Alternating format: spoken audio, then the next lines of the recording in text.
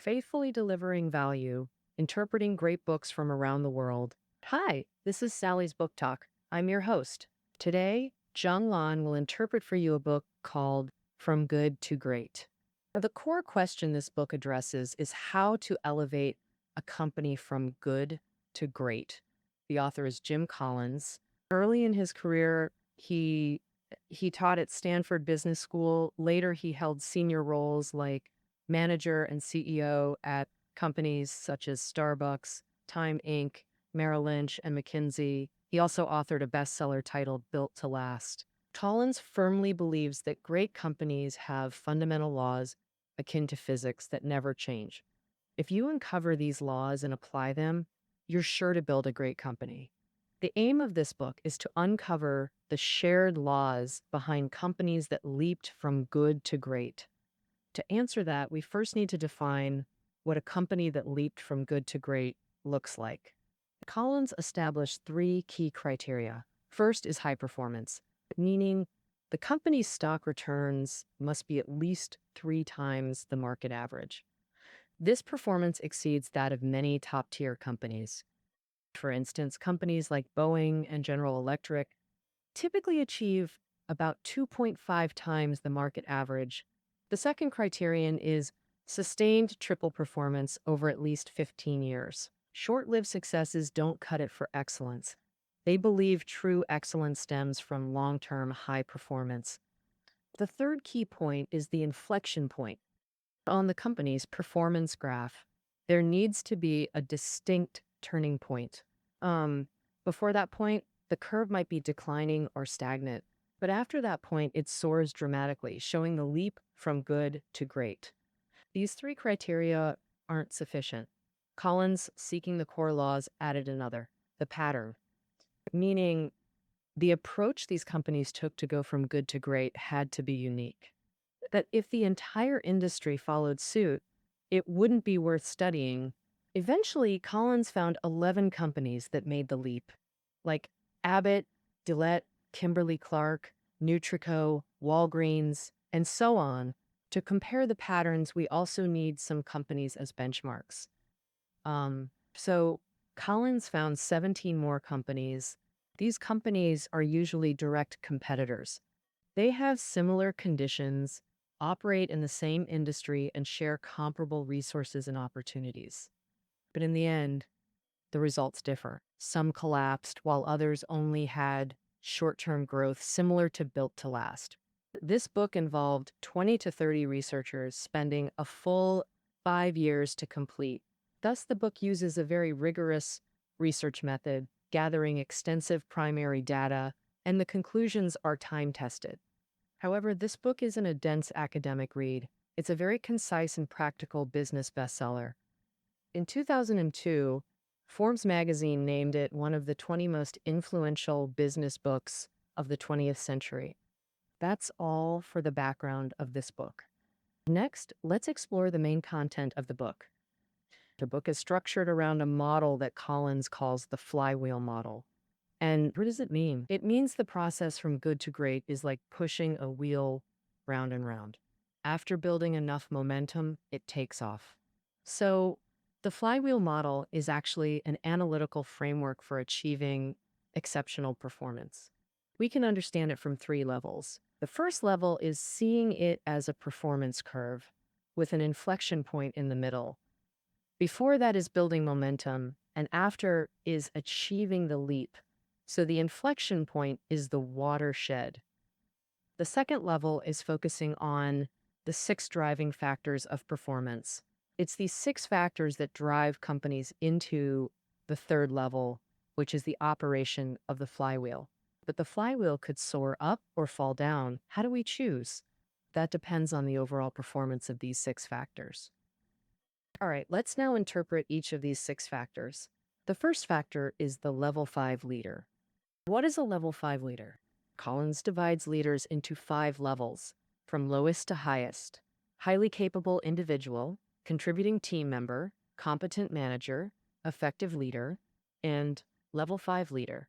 So level 5 managers are the top tier among these 5 levels. For example, highly capable managers are level 3 leaders. They excel at organizing people and resources to efficiently achieve set goals. Level 4 is called effective leaders. They have a clear and inspiring vision and are willing to pursue higher performance wholeheartedly. So, compared to level 3, level 4 leaders have a broader vision, are more hands on, and are more charismatic. But level 5 managers are even better than level 4. What characteristics do they have? Let's look at an example. In 1971, Smith became the CEO of Kimberly-Clark Corporation. At that time, the company's stock price was only half the market average. Smith wasn't the dominating type. His personality was very gentle, even a bit shy. His favorite thing was working hands-on with electricians. Unfortunately, just 2 months after taking office, he was diagnosed with cancer. Doctors predicted he wouldn't live more than a year. After receiving this news, he remained very calm. He informed the board and continued to complete his daily, intense, and busy work. As a result, he lived 25 more years. What's even more astonishing, during his 20 years as CEO, Kimberly-Clark's stock returns were 4 times the market average, even surpassing giants like Procter and Gamble. Smith is a classic example of a level 5 manager because he embodies two key traits. First, he prioritized the company's interests above his own personal gains or losses. Second, he was very low-key, humble, yet firm in his resolve. In Collins' words, level 5 leaders have a dual personality, calm yet persistent, humble yet fearless, because they have a selfless dedication, willing to do whatever benefits the company. One of the most important tasks is cultivating successors for the company. Collins found that among the 11 great companies, 10 had CEOs whose successors were promoted internally. In the 17 comparison companies, nearly 3/4 of CEOs either didn't choose a successor or chose an incompetent one. So you'll see it's the inherent traits of level 5 managers that give companies the genes of excellence. The second factor is first who, then what. Usually, companies first set a direction or a goal, then find suitable people to execute it. But great companies do the opposite. They select people first, then decide what to do. Why? Collins gives 3 explanations. First, starting with people allows easier adaptation to external environments, since markets are unpredictable. The second, with the right people, you need less management and motivation. They're self-driven and self-adjusting. Third, a vision alone is useless without remarkable people. The right employees are the most crucial asset. So, what are the right people like? Collins proposes 2 principles. The first principle is suitability. People aren't motivated by salary, but by internal drive. His research shows no direct link between pay structures and company growth, especially during transitions from good to great. Salary isn't key. Self-driven people who embrace the vision are. Therefore, they don't obsess over compensation. Once convinced something's right, they give their all. This leads to the second principle. Suitability depends on character, not credentials. Those who drive companies forward aren't necessarily highly educated, but have grand dreams and strong dedication. For companies, finding and retaining such people is vital. Salary is just one tool. The journey from good to great is arduous, filled with variables and challenges. Only truly like-minded people endure till the end. Hence, strict selection is critical. How to ensure strictness? Collins offers 3 practical tips. First, if you can't find the right talent, wait. Never settle for mediocrity. The second lesson is, once you realize you must replace someone, act decisively. The third lesson is crucial. Many companies hire talent only to have them clean up messes, which is a huge waste. So, what should the right approach look like? You should let exceptional talents seize big opportunities to drive future growth. In short, strict selection means using the level 5 leader standard to pick talent, because these people become strong leaders themselves and help others excel. Why go to such lengths for leader and talent selection? This is because the challenges in transitioning from good to great are often way bigger than expected. Companies must face brutal realities. Never lose faith. That's the third key factor. In facing brutal realities, Collins mentions someone he deeply admires, Admiral Stockdale of the U.S. Navy, who was captured during the Vietnam War. Um, During his 8 years as a POW, he was tortured over 20 times and didn't know if he'd see his family again. Yet, he always tried to create chances to escape. As a general, he deeply cared for his comrades, inspiring them in every way. After gaining freedom, he earned high honors for his efforts in prison. When Collins met Admiral Stockdale face to face, he felt immense power. The Admiral told him, "I never doubted I'd get out, and I believe I'll succeed because at life's critical moments, I never betrayed myself." When facing tough challenges, great companies show a similar spirit, unmatched by others. For instance, in the late 1960s, when P&G entered the paper industry, the leader Scott Paper didn't resist and settled for second while diversifying, because it was terrified by the giant P&G. Now, let's look at Kimberly-Clark, one of the 11 companies that made the leap. It saw competition from P&G as a wealth and growth opportunity, not a burden. Strong rivals make great companies more driven and motivated. Do they possess some innate ability to transform pressure into driving force?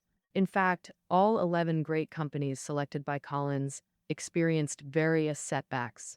For example, Gillette faced acquisition challenges with Wells Fargo and encountered severe crises after banking deregulation. Abbott had product recall incidents, but after these emergencies, the team grew stronger. That said, not everyone has a brave heart when facing serious crises. So at such times, level 5 managers bear tremendous responsibility. They typically do two things. First, relentlessly pursue the truth. Second, foster a positive atmosphere, because transforming setbacks into opportunities requires identifying true causes and solutions, plus collective action to change the situation. How specifically? Collins offers 4 suggestions. First, leaders should ask more questions and give fewer answers. Second, encourage dialogue and debate, but avoid coercion. Third, conduct thorough reviews without assigning blame.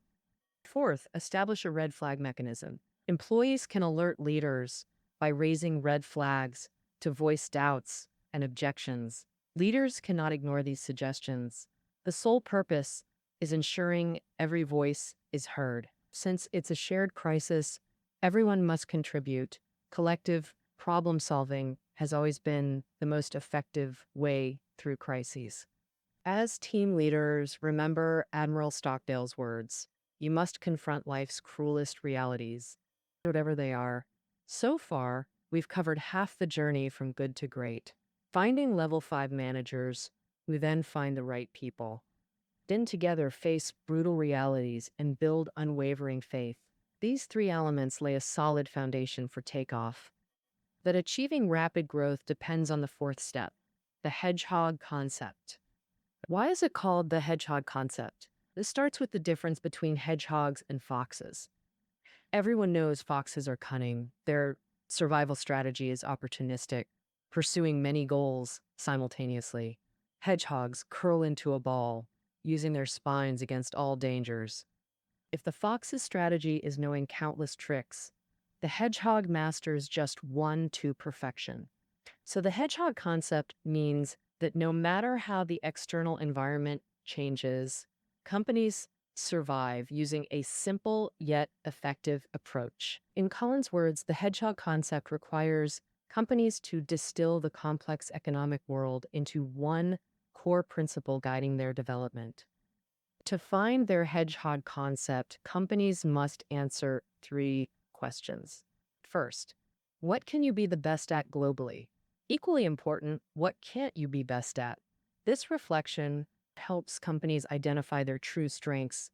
Second, what drives your economic engine?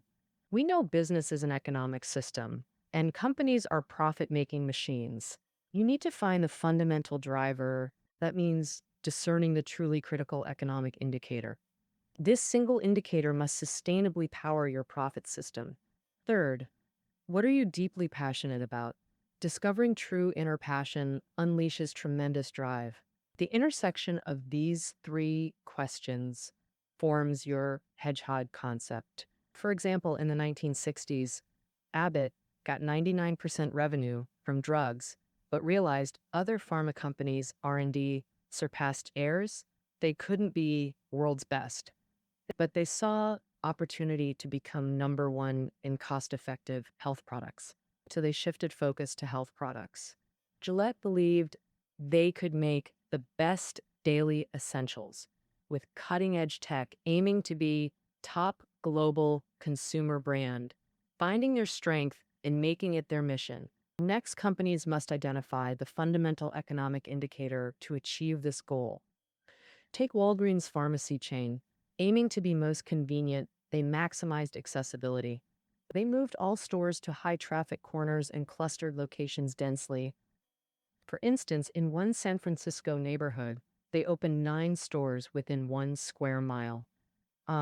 They also pioneered drive-through pharmacies for faster service, saving customers time. But opening dense stores in busy areas requires huge costs. How do you make money? Walgreens identified a crucial metric: average profit per customer visit. Specifically, dense stores attract massive foot traffic, and through ultimate convenience, they boost total profits. More capital inflow allows opening more stores, and increased stores foster the ecosystem of entire commercial districts. Thus, a complete profit system starts running at high speed. Not just Walgreens. All 11 great companies found key economic metrics and built robust profit systems. For example, Abbott shifted from profit per production line to profit per employee, while Circuit City abandoned average business profit for regional profit to achieve economies of scale. Gillette moved from product division profits to per customer profits to boost repeat purchases. Why are key metrics so critical? Because as market competition evolves, the economic system's focus shifts. Great companies always identify that competitive focal point and perfect it. But finding key metrics and understanding economic systems isn't easy.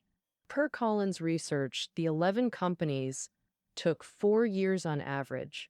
Once establishing their hedgehog concept, only relentless execution remained. Collins repeatedly stressed without the hedgehog concept, the leap from good to great is impossible. Businesses have life cycles: startup, growth, maturity, and decline. So how can we transcend this cycle to achieve sustained excellence? Collins's answer combines disciplined culture with entrepreneurial spirit. The fifth factor: a disciplined culture balances self-discipline and external discipline. Self-discipline refers to all employees, from managers to frontline workers. Everyone needs a mission-driven mindset, willing to wholeheartedly pursue organizational goals. External discipline means the entire corporate system is underpinned by the hedgehog concept. In other words, goals, tasks, and resources must revolve around the hedgehog concept, abandoning irrelevant pursuits. Between self-discipline and external discipline lies space for freedom and innovation. Neither self-discipline nor external discipline should trap people. Rigid organizations are the bottom line we must avoid. The purpose of systems is to focus all attention on valuable pursuits. However, strict systems and disciplined cultures often get twisted by leaders into tools for autocratic control. Such examples are countless. Take McDonald, who took over P&G in 1964. He was reckless and hot-tempered, constantly criticizing others. Despite achieving glory during his tenure, indecisive subordinates left after his retirement, plunging Procter & Gamble into prolonged decline. The same happened with leaders of Robust, Medea, Galt, and Chrysler's Iacocca, famous autocrats whose companies crashed after they left. Why? 2 reasons. First, they ignored the hedgehog concept, chasing money wherever it appeared. Second, they lacked patience to cultivate successors or build organizational systems. Great companies strictly follow the hedgehog concept, rejecting anything misaligned. As Collins noted, many good companies fail, not from too few opportunities, but too many. Great companies embed the hedgehog concept throughout organizational management. For example, Nucor Steel created a fair system aligning employee interests with management and shareholders. Despite being a $3.5 billion company with 10,000 employees, it had only 4 management layers and under 25 headquarters staff. Frontline workers received near equal benefits to executives. Everyone profited when the company did well. Sharing growth outcomes greatly motivated employees. The final factor is technology accelerators. Consider this example. When online pharmacies boomed, Walgreens faced severe challenges with its stock dropping 40%. But after deep internal discussions, Walgreens decided to integrate internet with its inventory expertise to maintain convenient medication access. For example, customers could fill prescriptions online and pick up medications drive-through without leaving their car. Home delivery and similar innovations doubled the company's stock within a year. So consider, was it the internet or the original convenience concept driving this? Walgreens' tech investments reveal the answer. Back in the 1980s, Walgreens experimented with internet systems to connect thousands of stores. Later, it pioneered scanners and robots for computerized inventory control. But all tech served its enduring customer value, convenience. Technology only gains power when aligned with the hedgehog concept, the unique value proposition. Thus, Collins states, technology is an accelerator, not a creator. That concludes the 6 factors. What's their ultimate purpose? Collins says they drive the corporate flywheel. Let's examine cases. First, a success story. Nucor Corporation is a steel manufacturer. In 1965, it built its first steel plant. To practice, they developed methods to produce higher quality steel at lower costs. They then built second and third small factories. As customers multiplied, by 1975, Nucor aimed to become America's most profitable steel company. Over the next 20 years, Nucor innovated technologically while adhering to its core value, cost-effective steel. Nucor's growth exemplifies the flywheel model. First, tangible outcomes accumulate. The hedgehog concept gradually forms, attracting more and more talent to join in. The new achievements begin to emerge, rapidly propelling the company's flywheel forward. So, however, not all corporate flywheels are fortunate. Some are doomed. The flywheel. For example, Warner Lambert was a company producing consumer goods. As early as 1979, it announced its goal to become the world leader in the consumer goods industry. But by 1980, it directly jumped into the healthcare industry. After a year, the company returned to the consumer goods industry and started diversifying. By 1987, it entered the healthcare industry again. Why did Warner Lambert's strategy keep changing? A key reason was the frequent change of CEOs. Because the company lacked clear value proposition and hedgehog concept, each new CEO implemented their own plan. From 1979 to 1998, Warner Lambert underwent 3 major restructurings, each resulting in mass layoffs. Imagine how much wasted resources and lost opportunities. It's immeasurable. This is typical doom. The doomed flywheel often starts with a leader's fantasy or direction, followed by rapid acquisitions, projects, and investments. This yields no exciting results, leading to panic and blind reactions. The flywheel quickly falls, ultimately dooming the company. Therefore, the core of the flywheel is the hedgehog concept. If you persistently implement it throughout the company and in every action, then the company's flywheel will spin in one direction. Once it accumulates enough momentum, it will inevitably leap forward. This is the secret to going from good to great. All right, that concludes our interpretation of From Good to Great. Study notes are below the audio. See you tomorrow.